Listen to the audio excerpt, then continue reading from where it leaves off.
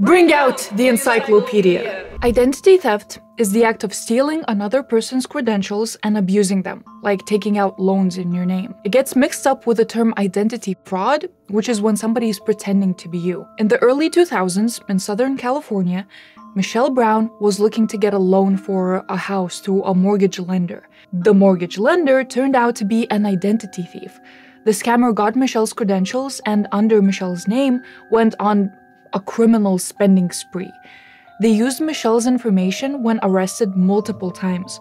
So in the eyes of the state, Michelle was a criminal, when in reality, she wasn't. So how did the attacker pull this off? Thieves usually search for any data that is used to check and authenticate your identity, like your name, date of birth, social security number, address, credit card numbers, bank account numbers, phone number, and even passwords. But usually, your social security number will be the most important piece of data. And there are quite a lot of different ways to get that data. The criminal might start with general thievery, stealing wallets, bags, and any belongings that may contain your ID info with their long and sticky fingers. Besides stealing, there's also dumpster diving, which is going through your mail and trash in hopes of finding any documents with your sensitive information, like bank statements and tax info. Sometimes dumpster divers find discarded hardware like computers or phones that have a working hard drive with your data on it. But if stealing and trash surfing doesn't work out, the criminal might try out bribery, like buying personal information from inside sources. For example, a thief can try and bribe an accounting clerk in order to get a hold of your firm's invoice. Then we get to the methods that require a bit more technical effort, like ATM skimming, which means stealing the information stored on a card's magnetic strip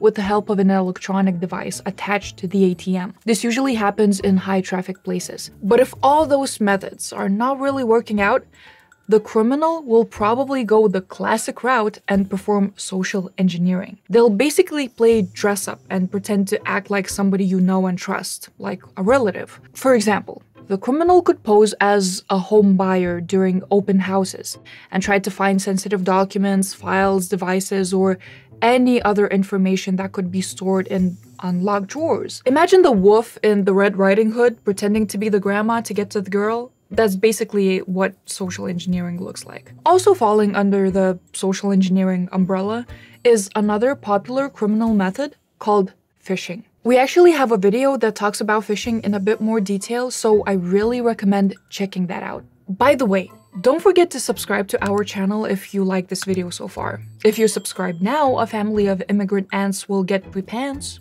So what are the severe consequences of identity theft? Well, the thief can sell your data on the dark web and pass the torch to the next scum. Or they can go the traditional way and apply for a loan and not pay. That way, unpaid debts keep piling up under your name and negatively affect your credit rating. In other words, financially ruining the life of an innocent person. The only solution here is prevention, both online and offline.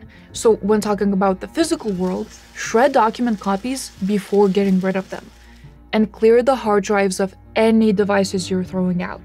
The topic of online privacy, however, is a layered one, and the best advice I can give you is don't click on any suspicious links. I know I've said that like a million times, but it helps. You can check if your data has been leaked anywhere and if your identity is in danger. All you need is Surfshark Alert, a handy tool that might just help you avoid identity theft. And if you want to try out Surfshark, I have a hot deal for you guys. If you use the code TubeShark, you'll get 2 extra months for free. When I said the deal was hot, I wasn't kidding. But if you're worried that you might have become a victim of identity theft, the most important thing to do is to contact your local authorities. All countries have their ways of dealing with potential identity theft.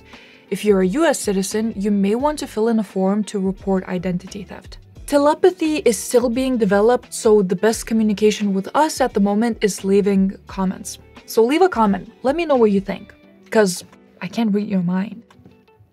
Yet.